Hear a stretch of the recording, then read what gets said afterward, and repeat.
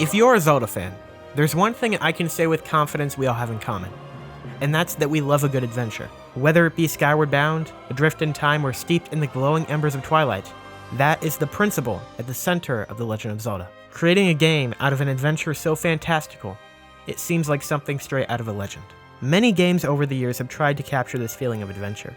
Heck, The Legend of Zelda wasn't the first to try. But in my humble opinion, none have succeeded or matched it in this department. None, that is, until one game.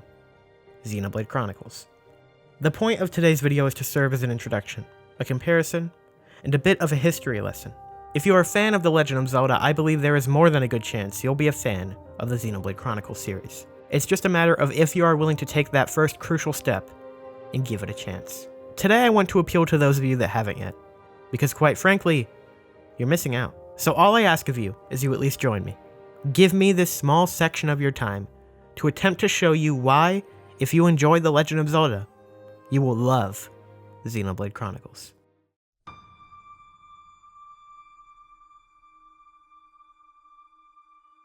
So, where even to start? How about a little bit of backstory on today's video? Because this video was originally going to be scripted. A deep dive into both Zelda and Xenoblade, and how if you like one, you'll probably like the other. But that is not what happened. This video is for the most part non-scripted and just me kind of pouring out my thoughts. And the reason it is like this is because I found writing this video overwhelming. I found trying to go over everything that I wanted to go over for this video just overwhelming. So I decided I think it might be better to just sit down and have a chat with you guys. Talk about what comes to mind and just really a heart-to-heart, you know? And the funny thing is, this is not the first time that something related to Xenoblade has overwhelmed me when writing. Because last year, when I was writing a review for Xenoblade Chronicles Definitive Edition, I didn't get far at all. Because I got to the point that I thought this is just going to destroy me, trying to write down everything that I want to say. Because there's so much I could say.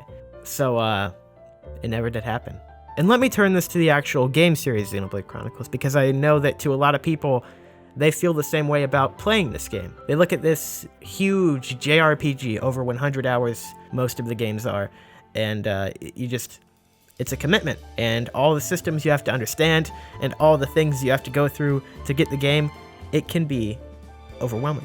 But I'm here to sway away some of those worries, because if I can play it, you can play it. I'm not good at video games. I don't know if you guys have noticed, I'm not the greatest when it comes to understanding systems, using them to the best of their abilities, and I got through all 3 Xenoblade games just fine. Now, I struggled along the way, for sure. There were moments where I wanted to bang my head against the wall, probably. But the thing is, you do get a great satisfaction when you do overcome those trials and continue forward. And as far as time sinks, I mean, hey, you're Zelda fans. You guys should know a thing or two about a good time sink in a video game. Most Zelda games are pretty long adventures, pretty hefty adventures through those worlds, which is, I mean, it's not that different if you ask me. Breath of the Wild, if you want to play that game to the extent I think you should to get the most out of the experience, that game is definitely going to take you over 100 hours. So, there you go. If you're willing to make that commitment, I don't think this one is something you should turn down either. So as far as this classification, JRPG, I know that's a word that probably scares a lot of you. I don't think that's the best way to describe Xenoblade. I know that's how people describe it because, yeah, it does have a lot of RPG-like systems in place and a lot of customization. But doesn't Breath of the Wild to an extent too? You could classify Breath of the Wild as an RPG. You could classify basically any game as an RPG. RPG means role-playing game. So there's a wide variety of classifications for a JRPG, which is just an RPG made in Japan. So what I want to say here is that I personally think of Xenoblade Chronicles, all 3 games, X, 1, and 2. That was out of order, but yeah. I think of them as more adventure games than I do RPGs. Of course, the combat is there, and you are definitely selecting from a menu system when you're in combat, but it is real-time combat. It's more like you're selecting an attack, like in a Zelda game. It's not exactly, you're like, oh, turn-based RPG, anything like that. No, this is more close to what you find in an action-adventure game than you might think. So I don't think the classification JRPG is extremely fair to Xenoblade Chronicles, because I think of it as so much more than that. It is an RPG. Yes, it has RPG systems, and some of them can be a little weird and hard to understand. But Look at me. I got through them. I don't even understand all of them to this day. The gem systems, I'm not very good with those. Pouch items in Xenoblade 2, I don't get those very much either. But I got through, and I enjoyed the game for other reasons. And I think that's a good segue into one of the biggest things that I find similar between these two series, which is a sense of adventure. That's what I led this whole video with. The sense of adventure. That's what you guys said in this poll. Yeah, I tricked you into supporting me in this video, yeah. Adventure is the main thing behind every Zelda game, if you ask me. Just the act of being in it. And if you want an adventure, I got one for you. Xenoblade Chronicles is a trip. All 3 games, they are a trip. And for different reasons, which we'll get into here in a little bit, because there are big differences between all 3 of the mainline games. But these games give me that same feeling I have when playing a Zelda game. I want you guys to visualize this, and you can see it, unlike me at the moment, but Hyrule Field. Walking out into that. I don't care what Zelda game it is. It can be Breath of the Wild, it can be Twilight Princess. But that feeling you get when you walk out into that field and you think, I'm gonna explore every nook and cranny of this place. I'm gonna have a good time. I get that same feeling whenever I enter a new area in Xenoblade. Of course, there are differences, right, in the game design here. Xenoblade is a lot more about fighting enemies in those areas and taking in the breathtaking just scenery of every single area in every single one of these games. Whereas Zelda is more riding around on Epona, finding a Korok if you're in Breath of the Wild, just finding a puzzle or something. Of course, there is defeating enemies too. But I think the one thing they mostly share in common is the atmosphere. There's that almost undescribable feeling of adventure you get from just looking at these landscapes and knowing that there's something out there waiting for you to find. Places to go, things to discover, and scenery to be took in. For those of you unaware, every Xenoblade game is a completely original story, with very few connections tying them together. So if 2 looks more up your alley and you want to dive into that one first, you can. If you just want to go experience a new open world game like Xenoblade Chronicles X, you can go do that. Or if you want to play one of the best stories in all of gaming, no, the best story in all of gaming, I don't care what anyone says, Xenoblade Chronicles is your game.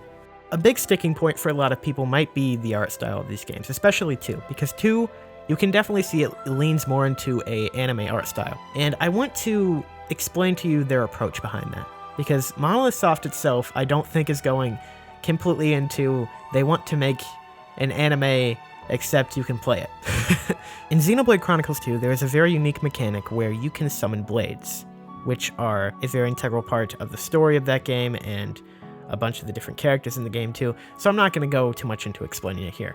But basically the thing is, all of these blades, a lot of them, have very totally unique designs. These designs were unique in that they were done by a lot of different artists from all around Japan. And of course, the base art style there for a lot of Japanese media is the more anime type approach. That's what a lot of artists in Japan work on. So that's what they thought would be the best way to go with for Xenoblade 2's graphics. That way, when translating all of these different character designs from all kinds of different artists in Japan, they would have a common base to bring it all together. And I get that approach. It makes sense to me. Now, I'm not one who's overjoyed by Xenoblade 2's art style. I prefer Xenoblade 1's, even with the paper hair. I feel like Definitive Edition is a good balance between the two. I feel like that's where the series should go moving forward. You have some influence from both of those styles, but I don't think that should be something that stops you from playing this game, just because it looks a little too anime, or you feel like the story might be a little too anime. It'll have some fan service. I can't deny that. It will have some, but you have to look past that to look at the bigger picture.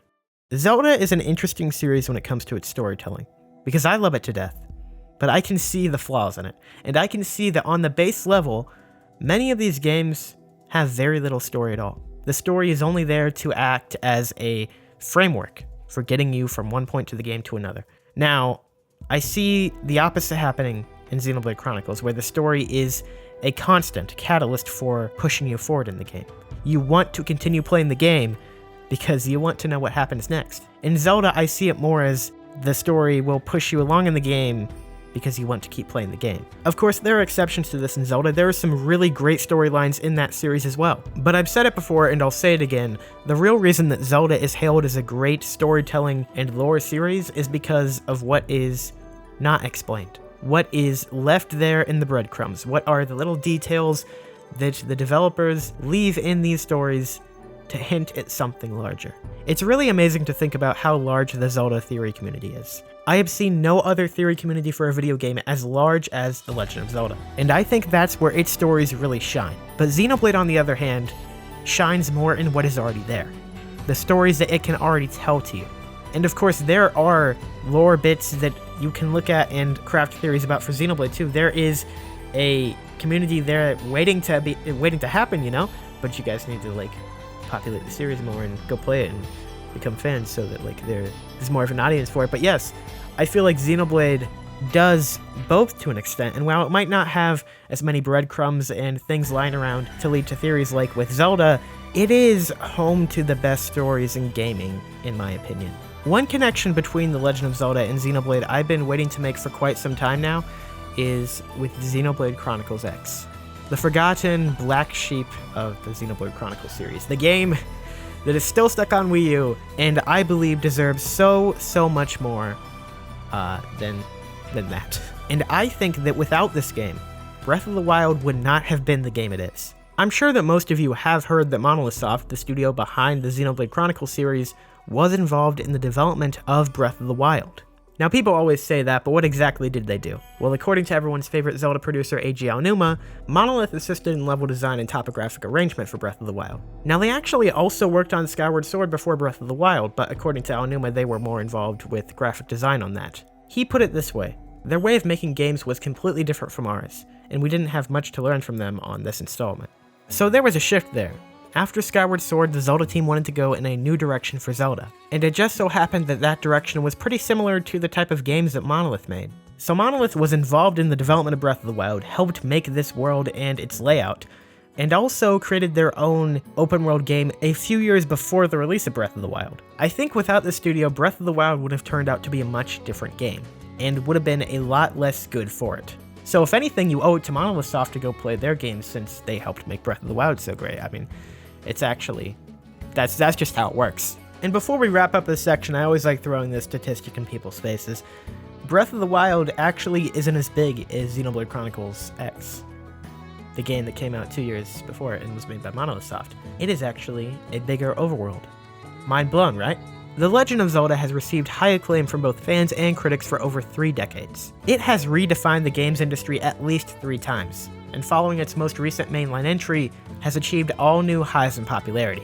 All this to say that The Legend of Zelda is a fantastic game series and fully deserves the widespread love and admiration it has garnered over the years. Xenoblade Chronicles, on the other hand, went down a very different path. The developers behind Xenoblade Chronicles, Monolith Soft, have struggled to gain recognition for their work since before the company was even born. Monolith's founders had roots as game developers at Squaresoft before leaving to form their own company seeking greater creative freedom.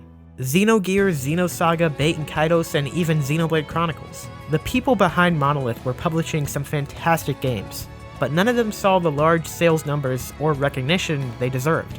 It wasn't until the release of Xenoblade Chronicles 2 in 2017 that Monolith finally had a real hit on their hands, with a game that sold over 1 million units. Finally, Monolith and their Xeno series was not just appealing to a cult fandom, but to a general audience. To any of you who have already dived into the Xeno series, 2 or to a lesser extent X and the original, were probably where the majority of you learned about Monolith Soft and started to play their games. Their next release after 2 was Xenoblade Chronicles Definitive Edition, a remake of the first game for Nintendo Switch.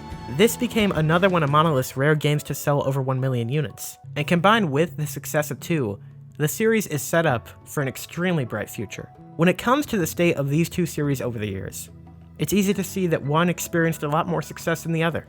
But despite that, they both have found new levels of success in recent years, and are both looking at very bright futures.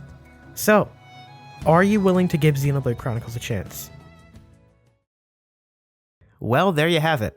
I hope I convinced you that Xenoblade Chronicles is a game you need to play if you haven't already, because it's great. It's really, really good, and it's pretty similar to Zelda too. So if you like Zelda, I think you're gonna like Xenoblade. If my voice sounds a little bit different than the rest of the video, that's because this part was actually recorded on a separate day, because just as I described in the beginning of this video, when talking about Xenoblade, it can get a little overwhelming, and you don't always get to say everything you want to say. So I thought of a few things in the past few days. I wanted to add on to the video in this outro section here. But yeah, I'm probably going to think of a lot more just over the next few weeks too. So that just goes to show you. If I'm still coming up with reasons to tell you why you should play it, I think that's a good sign you should play it.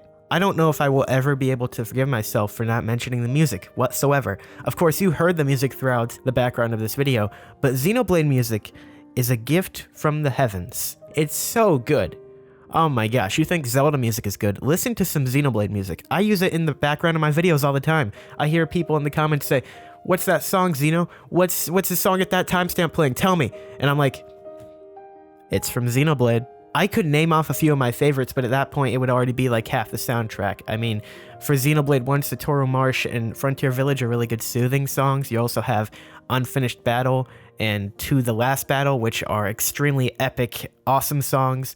Xenoblade 2, Elysium in the Blue Sky is great. Counterattack is great. Incoming is great.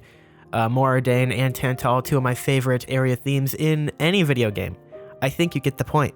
And everyone always underrates the soundtrack of X, but go listen to Sylveum and you will never want to stop listening to it.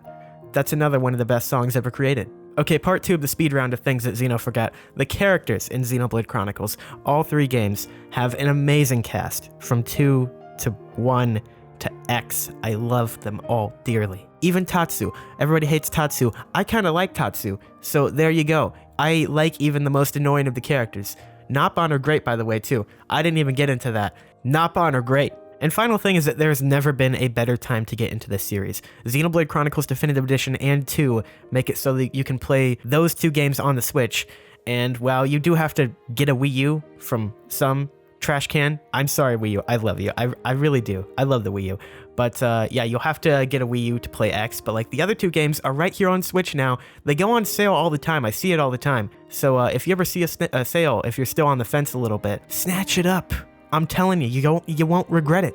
I think that's my piece for now. Thank you guys so much for watching this video and for giving me the time of day to talk to you about Xenoblade for a little bit of your day.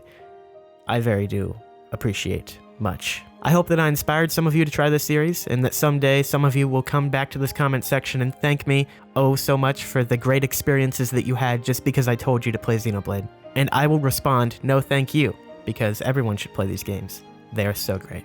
Well guys, if you did enjoy the video, you know what to do. Like, subscribe, it really helps me out in continuing to make videos. And it's pretty cool. If you have already played the Xeno series and just decided to watch this video to like see what Xeno was gonna say about it and if he actually explained it right, go down into the comments and explain it yourself too. Like give some details that maybe I didn't, because as we all know, it's hard to go over everything, you know? And some advice, and I just want a really good community thing going on here. Everybody loving Xenoblade, helping others get into it. That's what the video is all about.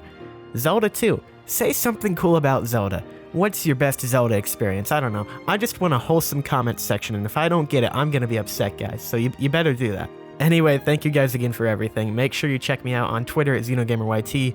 Join the Discord server with a link in the description below where you can talk about Xenoblade all day there too, and Zelda all day there too. And then finally, you can swing on by the Twitch page to catch streams every Friday. I'll see you guys soon with all the new E3 content and excitement that comes with that, and a bunch of more regular videos down the line as well. So make sure you stay tuned, and I will see you guys later. Bye-bye.